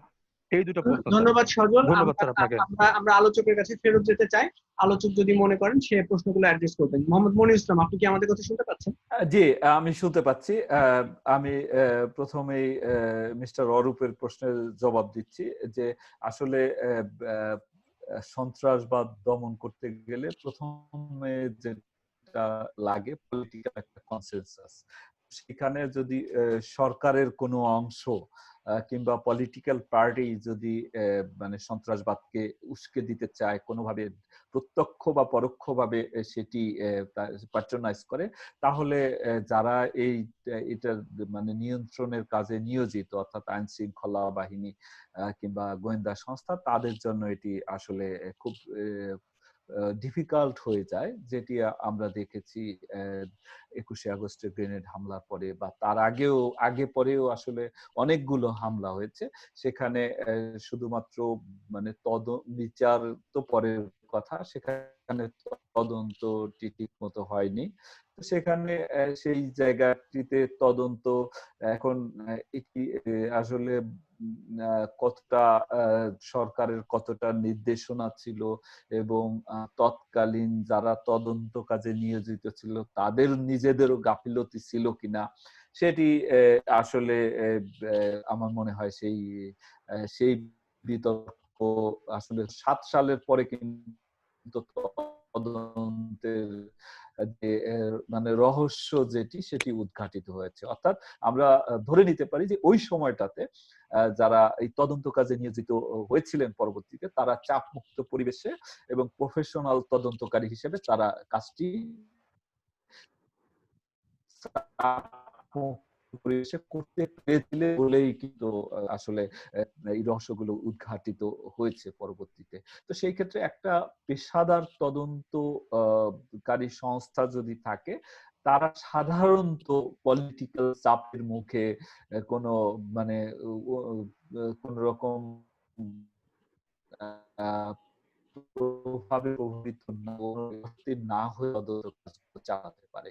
তো সেটির অনুপস্থিতি বাংলাদেশে করার চেষ্টা করছে, যেমন তদন্ত কাজ করার জন্য আলাদা বাহিনী মানে আলাদা সংস্থা তৈরি করেছে বাংলাদেশ পুলিশে, মানে পুলিশ ব্যুরো অফ ইনভেস্টিগেশন একটা আলাদা মানে ব্যুরো করেছে, এখানে কাজ করছেন এবং তারা এই ক্ষেত্রে যদি কোনো চাপ আসেও সেই চাপের মানে ঊর্ধ্বে থেকেই আসলে ভবিষ্যতে কাজটি করতে পারবেন। এটি একটি। আর আপনার দ্বিতীয় প্রশ্ন যেটি ছিল, আমার মনে হয় দ্বিতীয় প্রশ্নেরও কিছু বিষয়ে কভার করেছে। আর দ্বিতীয় প্রশ্নের আর একটা অংশ যেটি ছিল, আমি যতটুকু মনে করতে পারছি সেটি একটু কি আমাকে একটু ধরিয়ে দেবেন অরূপ? অরূপ প্রশ্নটা যদি আবার একটু ছোট্ট করে। সেকেন্ড পার্টটা স্যার, আমার সেকেন্ড পার্টে ছিল হচ্ছে গণতান্ত্রিক প্রক্রিয়া যদি সরি, স্থানীয় আমি পেয়েছি, থ্যাংক ইউ। হ্যাঁ, এখন এটি আসলে কোনো এটি একটি ক্লাসিক্যাল ধারণা ছিল যে যখন কথা বলার মানে স্পেস সেটি কমে যায়, তারপর দাবি দেওয়া, আন্দোলন সংগ্রামের রাস্তা রুদ্ধ হয়ে গেলে, মানুষের মত প্রকাশের স্বাধীনতা ক্ষুণ্ণ হলে গণতন্ত্রের উপস্থিতি মানে উগ্রবাদকে উস্কে দিতে পারে, এরকম একটা ধারণা ছিল। কিন্তু আমরা দেখেছি 14 সালের আইএস এর উত্থানের পরে এই ধারণাটি আসলে খুব একটা কার্যকর হয়নি, বরং এই ক্ষেত্রে আমরা দেখেছি যে রাশিয়াতে সন্ত্রাসবাদ কিন্তু বিকশিত হতে পারেনি, বা আরো কিছু দেশগুলোতে। কিন্তু যে সমস্ত দেশে গণতন্ত্র এবং মত প্রকাশের অবাধ স্বাধীনতা, ইউরোপের দেশগুলোতে, সেখানে কিন্তু সন্ত্রাসবাদের বিস্তার হয়েছে। কাজেই এটি ক্লাসিক্যালি, হ্যাঁ ক্লাসিক্যালি যদি মানে কথা মত প্রকাশের স্বাধীনতা কিংবা মানুষের মানে যে ফ্রিডম অফ মুভমেন্ট সহ অনেকগুলো যে মৌলিক অধিকার, মানব অধিকার, সেগুলো যদি একটু মানে রেস্ট্রিক্টেড হয়, সেই ক্ষেত্রে মানুষের ভিতর ক্ষোভ বিক্ষোভ দেখা দিতে পারে। কিন্তু সেটি, এই ক্ষোভ বিক্ষোভ যে টেরোরিজমের দিকেই যাবে নট নেসেসারিলি, অন্যান্য সোশ্যাল ক্রাইমের দিকেও আসলে যেতে পারে বলে আমি মনে করি। কাজেই শুধুমাত্র গণতন্ত্রের অনুপস্থিতি সন্ত্রাসবাদের জন্ম দিবে, আর গণতন্ত্র থাকলে সন্ত্রাসবাদের জন্ম হবে না, এটি বোধহয় এই সময়টাতে আর মানে ধরে নেওয়ার কোনো কারণ নাই বলে আমি মনে করি। আচ্ছা, আমি মনে করি আমার মনে হয় আপনার প্রশ্নের উত্তর আপনি পেয়েছেন, সন্তুষ্ট হয়েছেন কিনা জানি না, আমি চেষ্টা করেছি। আর দ্বিতীয় প্রশ্নকারীর বক্তব্যে যে পুলিশ কবে জনগণের বন্ধু হবে, এটি আসলে জনগণের বন্ধু হবে, জনগণের বন্ধু বলতে জনগণের বন্ধু একটা শ্রেণীর বন্ধু হবে, সবার বন্ধু হবে না। অপরাধীদের বন্ধু হবে না, যারা আইন মান্য করে না তাদের বন্ধু হবে না। তারা বন্ধু হবে যারা আইন মান্য করে চলে, যারা মূলত ভিকটিম, তাদেরই বন্ধু হওয়ার কথা। আর তবে এটি একটা দীর্ঘমেয়াদী প্রক্রিয়া। সেটি বাংলাদেশ পুলিশের, মানে আমরা যেটি ইনহেরিট করেছি যে পুলিশকে, সেই পুলিশে আসলে সেই পুলিশকে জনগণের বন্ধু হওয়ার জন্য তৈরি করা হয়নি। সেটি ছিল, আমরা দেখেছি যে 1857 সালে সিপাহী বিদ্রোহের পরে ব্রিটিশরা দেখেছিল যে যদি মানে তাদের এই দেশে তাদের শাসনটাকে, শাসন শোষণ দীর্ঘস্থায়ী করতে চায়, তাহলে একটা মারমুখী পুলিশিং সিস্টেম লাগবে। সেই মারমুখী পুলিশিং সিস্টেম এর চিন্তা মাথায় নিয়েই তখন তারা একটা কমিশন করে, এবং এই কমিশনের সুপারিশের ভিত্তিতে মানে 1861 সালে মূলত পুলিশ আইন সেটি তৈরি হয়। সেই আইনই কিন্তু এখন পর্যন্ত চলছে। ফলে আমরা যদি মানে 71 পর্যন্ত দেখি, পুলিশের মানে বাংলাদেশ পুলিশের যারা মানে যারা পূর্ব পুরুষ, যারা প্রেডিসেসর, সেখানে কিন্তু আসলে জনগণের সাথে কোনো সম্পর্কের জায়গাটি আসলে ছিল না, বরং একটা গণবিরোধী যে ভূমিকা সেটি ছিল। শুধুমাত্র পুলিশ ঘুরে দাঁড়িয়েছে, জনগণের পাশে দাঁড়িয়েছে 71-এ মহান মুক্তিযুদ্ধে। মানুষ কিন্তু তখন তৎকালীন সরকারের পক্ষে না গিয়ে মানুষের, অর্থাৎ সংখ্যাগরিষ্ঠ মানুষের যে দাবি ছিল, স্বাধীনতার দাবি, তার পক্ষে দাঁড়িয়েছে। ফলে 71-এর পরে পুলিশকে যে ঢেলে সাজানো এবং আগের জায়গা থেকে বের করে আনার প্রক্রিয়া, সেটি স্বাধীনতার পর শুরু হয়েছিল, কিন্তু সেটি আসলে বাধাগ্রস্ত হয়েছে। 75-এর বঙ্গবন্ধুকে হত্যার পরে তখন আবার এই পুলিশকে আবার একটা মানে আধা সামরিক বাহিনীর মতো সেখানে মানে সামরিক বাহিনীর অবসরপ্রাপ্ত কর্মকর্তাদের, তাদেরকে পুলিশের বড় বড় পদে বসানো হয়েছে, এবং পুলিশকে আবার সেই গণবিরোধী কাজেই আমরা দীর্ঘদিন ব্যবহার করতে দেখেছি। তো সেই জায়গা থেকে আসলে দেখা গেছে কখনো কখনো বিচ্ছিন্নভাবে পুলিশের যে সংস্কার দরকার, সেই সংস্কার করার চেষ্টা করা হয়েছে, কিন্তু কখনো কখনো ইতিবাচক উদ্যোগ নেওয়া হলেও সেটি আসলে দীর্ঘস্থায়ী হয়নি, দেখা গেছে আবার পরিবর্তন হয়েছে। আমরা দেখেছি যে 96 সালের পরে একটা উদ্যোগ শুরু হয়েছিল, কিন্তু 2001 সালের পরে এসে সেটি আবার ভেস্তে যায় নতুন করে, বরং মানে পুলিশেরই আর একটা, পুলিশের ভিতর থেকে আর একটা প্যারামিলিটারি গোছের র্যাপিড অ্যাকশন ব্যাটালিয়ন তৈরি করা হয়। আর ব্যাটালিয়নও কিন্তু তৈরি হয়েছিল, এটিও আসলে 75-এর পরে, সেটাও একটা মানে প্যারামিলিটারি ফোর্সের মতোই। তো এইগুলো আসলে সেই জায়গাতে 2009-এর পরে, এরপরে 2007-8 সালের দিকে পুলিশ রিফর্মের একটা উদ্যোগ হাতে নেওয়া হয়। সেটি আসলে পুলিশের ভিতর থেকে, সুশীল সমাজের ভিতর থেকে এবং বিদেশিদের থেকে আসলে একটা চাপ আসে যে বাংলাদেশ পুলিশকে সংস্কার করতে হবে। তো অ্যাকর্ডিংলি আসলে খুবই একটা বলা যায় যে একটা গণমুখী পুলিশিং উইথ হিউম্যান ফেস, এবং একটা জবাবদিহিতা, দায়বদ্ধতা, স্বচ্ছতা মূলক, জবাবদিহিমূলক পুলিশিং এর সুপারিশ, একটা মানে অর্ডিন্যান্স, একটা মানে ড্রাফট সেটি তৈরি করা হয় পুলিশ আইন পরিবর্তন করে। সেটি আসলে 2007-8 সালে শেষ পর্যন্ত এটি আসলে অর্ডিন্যান্স আকারে আসার কথা ছিল, সেটি আসেনি। পরবর্তীতে 2009 সরকার গঠিত হওয়ার পর সেটি আবার নতুন করে যাচাই বাছাই করা হয়, এবং সেটি এখনো যাচাই বাছাইয়ের পর্যায়ে রয়েছে। তো কিন্তু তারপরে পুলিশকে যেমন গণমুখী করার জন্য যে প্রচেষ্টা সেটি হাতে নেওয়া হয়েছে, সেই মানে সংস্কারের জন্য আমরা বসে না থেকে পুলিশের নতুন নতুন ইউনিট হয়েছে, যারা জনগণের নিরাপত্তা রক্ষার পাশাপাশি জনগণের পাশে থেকে কাজ করতে পারে সেই ব্যবস্থাটি করার চেষ্টা করা হয়েছে। কিন্তু এটি একটি দীর্ঘমেয়াদী প্রক্রিয়া এবং চলমান প্রক্রিয়া, তার ভিতর দিয়েই আমরা আসলে অগ্রসর হচ্ছি। কিন্তু দীর্ঘদিনের যে অভ্যাস সেটি থেকে বেরিয়ে আসা সেটি আসলেই কষ্টকর। এখানে বাংলাদেশ পুলিশের 2,12,13,15,000 মতো আমাদের সিভিল স্টাফ সহ সদস্য রয়েছে, যাদের ভিতরে আমরা জানি যে অপারেশনাল ডিউটি ছাড়া নন অপারেশনাল পদে বহু পুলিশ সদস্য রয়েছে।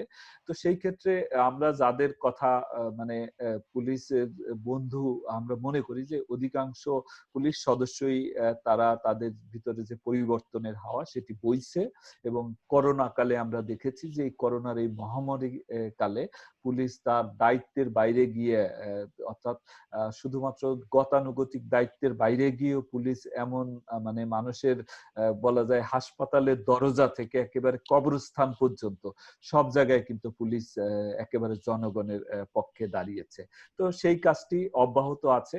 আমরা জানি যে এটার ক্ষেত্রে কখনো কখনো কোনো সদস্য, এক বা একাধিক সদস্যের কোনো কর্মকাণ্ড পুলিশকে বিতর্কের মুখে ফেলে দেয়, কিন্তু আমরা যে নীতিতে বিশ্বাস করি, বাংলাদেশ পুলিশ বর্তমান যে নীতিতে বিশ্বাস করে সেটি হলো যে যেহেতু আমরা সেন্ট্রালি অর্গানাইজেশনালি কোনো অন্যায় মানে দুর্ব্যবহার, দুর্নীতি এটিকে প্রশ্রয় দেই না, কিন্তু তারপরেও যারা এই ধরনের কাজে যাদের ব্যত্যয় ঘটে সেটি তাদের ব্যক্তিগত দায়, ব্যক্তিগত বিচ্যুতি, সেইটার দায় আসলে অর্গানাইজেশন নেবে না, এবং সেইভাবেই সেই কাজটি চলমান রয়েছে। তবে আমরা আশাবাদী যে প্রক্রিয়া শুরু হয়েছে এই প্রক্রিয়া অব্যাহত থাকলে আমরা এক সময় ঠিকই আপনি যে অর্থে জনগণের বন্ধু বলেছেন সেই অর্থে জনগণের বন্ধু হিসাবে এই পুলিশ আবির্ভূত হবে। তো এটার সাথে আরো অনেকগুলো ফ্যাক্টর, মানে জনগণও যেমন আমরা বলে থাকি যে ব্রিটিশ পুলিশের মতো আচরণ চাই, কিন্তু এখানে আমরা দেখি যে মানে রাস্তায় গভীর রাতে কোনো গাড়ি নাই, আমি গাড়ি চালিয়ে যাচ্ছি, লাল বাতি জ্বলেছে, আমি কি ট্রাফিক মানে আইনটা মেনে চলি না। আমাদের আইন অমান্য করার প্রতি এক ধরনের আইন অমান্য করাকে আমরা একটা মানে ক্ষমতার একটা প্রদর্শন বলেও আমরা আসলে অনেকে মনে করি। ফলে ব্রিটিশ পুলিশ পেতে হলে ব্রিটিশ নাগরিক হতে হবে না, ব্রিটিশ নাগরিকদের মতোই ল অ্যাবাইডিং হতে হবে। সভ্য দেশেই সভ্য পুলিশ সম্ভব। আর জনগণ যেমন থাকবে, পুলিশ যেহেতু জনগণেরই অংশ, এই সোসাইটি থেকে উঠে আসা, শুধুমাত্র পুলিশকে মানে একটা ব্রিটিশ পুলিশ বা American police, Australian police, European police করা যাবে না।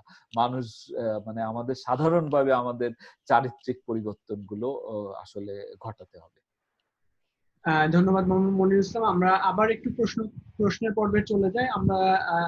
আমরা আগ্রহ মানে আমরা অনুরোধ করব যারা পার্টিসিপেন্ট আছে তারা যদি একটি প্রশ্নে সীমাবদ্ধ থাকে তাহলে আরো অনেক প্রশ্ন আমরা নিতে পারবো। এ পর্যায়ে আমি প্রশ্ন করতে অনুরোধ জানাচ্ছি মোজাম্মেল হককে। মোজাম্মেল, আপনি কি আমাদের কথা শুনতে পাচ্ছেন?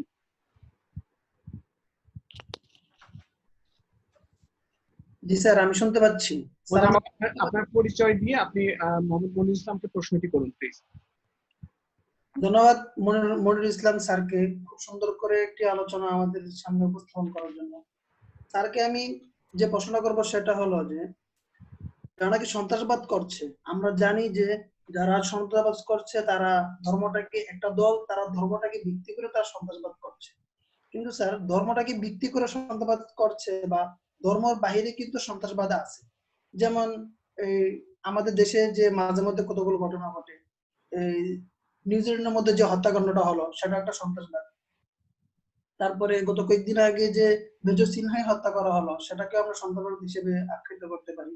এখন স্যার যারা নাকি ধর্মকে ভিত্তি করে তাদের তো একটা উদ্দেশ্য আছে, কিন্তু যারা নাকি এই ধরনের কাজগুলো করতেছে, দেশের মধ্যে বিশৃঙ্খলা সৃষ্টি করতেছে, তারাও সন্ত্রাসবাদ তারাও করছে। এখন স্যার তাদের ভিত্তিটা কি হতে পারে, তারা কোন বিষয়টাকে তারা এপ্রুভ করার জন্য তারা এই কাজগুলো করছে? স্যার আরেকটা বিষয় হলো যে আন্তর্জাতিক সন্ত্রাসবাদ যারা করছে, যারা ইন্টারন্যাশনাল ভাবে যারা সন্ত্রাসবাদ করছে, যেমন তালেবান, আইএস অথবা আল কায়েদার মতো দলগুলো, তাদের তো একটা অর্থের একটা প্রয়োজন রয়েছে আমরা জানি। এখন তাদের এই অর্থের যোগানগুলো কে দিচ্ছে? আর যারা নাকি তাদের এই অর্থের যোগানগুলো দিচ্ছে তাদের উদ্দেশ্যটা কি হতে পারে? আরেকটা বিষয় স্যার, যে আজকাল আমরা দেখছি মোজাম্মেল, আমরা আমরা আমরা আর প্রশ্ন নিতে পারবো না, আপনার কাছে আরো অনেকে প্রশ্ন করতে চায়। ধন্যবাদ মোজাম্মেল। আমাদের আমাদের আরো সহকর্মীরা ছিলেন, তারা প্রশ্ন করতে চেয়েছিলেন। আমি জানি না এখনো যুক্ত আছেন কিনা, কারণ ইন্টারনেটের সমস্যার কারণে অনেকে অনেকভাবে চলে যেতে হয় বা কেটে যায় নাম। মোহাম্মদ আওলাদ হোসেন আমাদের সহকর্মী, মার্কেটিং বিভাগ। আওলাদ, আপনি কি আমাদের কথা শুনতে পাচ্ছেন? আমার মনে হয় না আওলাদ আছে। মিশকাত জাহান, মিশকাত, আপনি কি আমাদের কথা শুনতে পাচ্ছেন? আচ্ছা, আমার মনে হয় যে তারা চলে গেছে। আমি এর মধ্যে মনির ইসলাম, আপনি যে আমাদের যে দুটি প্রশ্ন এসেছে, আপনি যদি এগুলো একটু উত্তর দিতেন, এর মধ্যে হয়তোবা যদি তারা আসে তখন আমরা আবার তাদের কাছে ফেরত যেতে পারি, প্লিজ। জি জি, নিশ্চয়ই। আসলে সন্ত্রাসবাদ শুধুমাত্র ধর্মভিত্তিক হবে, নট নেসেসারিলি। ধর্মের বাইরেও সন্ত্রাসবাদ হতে পারে, সেটা রাজনৈতিক বা রাজনৈতিক মতবাদের ভিত্তিতেও হতে পারে। কিন্তু একটা মানে আইডিওলজির বিষয় থাকতে হবে, সেটা পলিটিক্যাল বা মানে ধর্মীয় হোক কিংবা অন্য কোনো হোক। কিন্তু আপনি যে ঘটনাগুলোর কথা বললেন, এগুলো ওই অর্থে সন্ত্রাসবাদ নয়। এগুলো বলা যায় যে নৃশংস অপরাধ। এটি সন্ত্রাসবাদে, যেহেতু এটার কোনো রাজনৈতিক বা ধর্মীয় উদ্দেশ্য নেই, কাজেই এটাকে সন্ত্রাসবাদ বলা যায় না। তবে ধর্মের বাইরেও বাংলাদেশের সন্ত্রাসবাদ হয়েছে। সেটি হলো মানে স্বাধীনতার পরপরই যারা মানে ওই যে কথিত পূর্ব বাংলার সর্বহারা পার্টি, ইউনাইটেড কমিউনিস্ট পার্টি, জনযুদ্ধ, লাল পতাকা, সর্বহারা পার্টি, যে বিভিন্ন নামে যারা হত্যাকাণ্ড চালিয়েছে, সেটিও কিন্তু সন্ত্রাসবাদ ছিল। কারণ এইটার পিছনে একটা রাজনৈতিক মতবাদ কাজ করেছিল। রাজনৈতিক মতবাদটা ছিল মার্কসিজম, লেনিনিজম, অর্থাৎ লেফটিজম, কমিউনিজম, সোশ্যালিজমের যে মতবাদ, সেটি ছিল। আর এর বাইরে আপনি মেজর সিনহা হত্যাকাণ্ড কিংবা অন্যান্য যে সমস্ত সহিংস কর্মকাণ্ড, এগুলো মানে নৃশংস অপরাধ বা হিংস্র অপরাধ বলা যাবে, বাট এটাকে সন্ত্রাসবাদের সংজ্ঞা এটি পড়বে না। আর একটা বলেছেন যে অর্থ কোথায় আসে, কোথা থেকে আসে। হ্যাঁ, আফগানিস্তানে আমরা দেখেছি, আফগানিস্তানে সেই একটা সময়ে আসলে অর্থ এসছে, বিভিন্ন দেশ সহায়তা করেছে। সোভিয়েত আফগান কনফ্লিক্টের সময় আমরা দেখেছি, তো ওই সময় সিআইএ আসলে এই কথিত মুজাহিদদের সহায়তা করেছে রাশান বাহিনীর বিরুদ্ধে যুদ্ধ করার জন্য। তাদের অস্ত্র, অর্থ এবং প্রশিক্ষণ সবই দিয়েছে পাকিস্তানের আইএস এর মাধ্যমে। এটি প্রতিষ্ঠিত সত্য। এবং পরবর্তীতে এখন আমরা যেটি দেখছি, তারা অর্থ, এবং মধ্যপ্রাচ্য থেকেও কিন্তু তারা অর্থ পেয়েছে, মধ্যপ্রাচ্যের বিভিন্ন দেশ থেকে। আর এখন যেটি হচ্ছে, আফগানিস্তানে ড্রাগসের একটা মানে আফগানিস্তান ড্রাগসের খনি হিসেবে বিবেচিত হয়। তো ফলে এখন এই যে তালেবানরা, তারা আসলে এক একটা এলাকার যে ড্রাগস যে ডিলিং ব্যবসা, সেটিকে তারা নিয়ন্ত্রণ করে। এইটা থেকে যেমন অর্থ আসে, আবার অস্ত্রের ব্যবসা, বিস্ফোরকের ব্যবসা, এটি থেকেও অর্থ আসে। এছাড়া তারা তাদের অধিকৃত এলাকায় সেই চাঁদাবাজির মাধ্যমেও, অর্থাৎ এই চাঁদা আদায়ের মাধ্যমেও তারা এই তালেবানরা অর্থ সংগ্রহ করে থাকে। এর বাইরের থেকেও তারা এখনো কিছু সহযোগিতা তারা পায়, অস্ত্র বা অর্থ, সেটি তারা পেয়ে থাকে। এইভাবেই তারা সন্ত্রাসী কর্মকাণ্ড চালাচ্ছে। ধন্যবাদ মোহাম্মদ মনির ইসলাম। আমরা অনুষ্ঠানে একেবারে শেষ পর্যায়ে চলে এসেছি। আমরা আরো প্রশ্ন নিতে চাচ্ছিলাম, কিন্তু আমাদের মনে হয় যে অনুষ্ঠান আমরা 1 ঘন্টার মধ্যে শেষ করে থাকি, কিন্তু অলরেডি 1 ঘন্টা শেষ হয়ে গেছে। তারপরে আমরা সর্বশেষ আপনার কাছে একটু ফেরত যেতে চাই যে বাংলাদেশে আসলে এই এই কাউন্টার টেরোরিজমের যে ভবিষ্যৎ এই সম্পর্কে যদি আপনি ছোট্ট করে একটু বলে আজকের এই আলোচনা আপনার পক্ষ থেকে শেষ করতেন প্লিজ। ধন্যবাদ।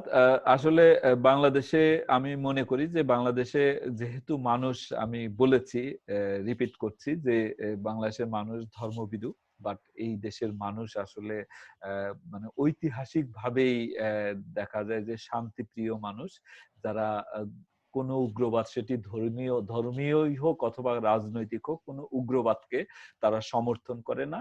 আর বাংলাদেশের যেহেতু একটা সমৃদ্ধ ইতিহাস রয়েছে, আমাদের স্যাক্রিফাইসের ইতিহাস রয়েছে, ভাষার জন্য আমরা জীবন দিয়েছি, মহান মুক্তিযুদ্ধে 30 লক্ষ মানুষ জীবন দিয়েছে, 2 লক্ষ নারী সম্ভ্রম হারিয়েছে।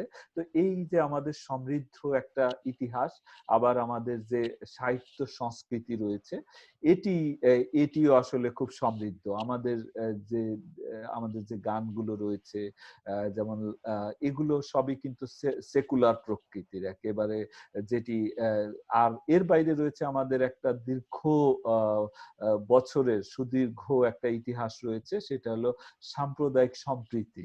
অর্থাৎ এই কারণেই আসলে আমি মনে করি যে বাংলাদেশে সন্ত্রাসবাদ কখনোই, তারা সন্ত্রাসবাদ মাঝে মধ্যে হয়তো সংগঠিত হয়ে কিছু ছোটখাটো ঘটনা ঘটাতে পারবে, 1টা 2টা বা 5টা ঘটনা ঘটাতে পারবে, কিন্তু কখনোই সংখ্যাগরিষ্ঠ মানুষ বাংলাদেশের এই সন্ত্রাসবাদকে পাকিস্তানের মতো বা আফগানিস্তানের মতো সংখ্যাগরিষ্ঠ মানুষ উগ্রবাদের সাথে লিপ্ত হবে না, উগ্রবাদকে সমর্থন করবে না। ফলে আমি মনে করি যে বাংলাদেশের সন্ত্রাসবাদের ভবিষ্যৎ, মানে এটি মানে সন্ত্রাসবাদীদের থেকে বাংলাদেশে খুব বেশি আতঙ্কিত বা ভীত হওয়ার কোনো কারণ নাই। কিন্তু আমাদের সতর্ক থাকতে হবে, শুধুমাত্র বাংলাদেশের নয়, আন্তর্জাতিক প্রেক্ষাপটেও কিন্তু সন্ত্রাসবাদ কখনো কখনো মাথাচাড়া দিয়ে উঠতে পারে। সেই কারণেই আমাদের সতর্ক থাকতে হবে।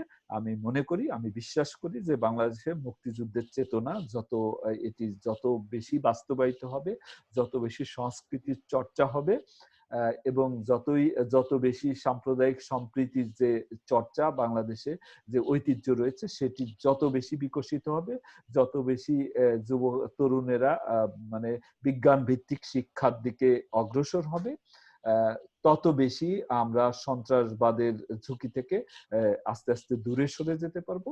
ফলে আমি মনে করি বাংলাদেশে কখনোই সন্ত্রাসবাদ বাংলাদেশের অস্তিত্বের প্রতি হুমকি হয়ে দাঁড়াবে না। বাংলাদেশের সন্ত্রাসবাদ কখনোই মানে একটি শক্ত ঘাঁটি হিসেবে বাংলাদেশকে ব্যবহার করতে পারবে না।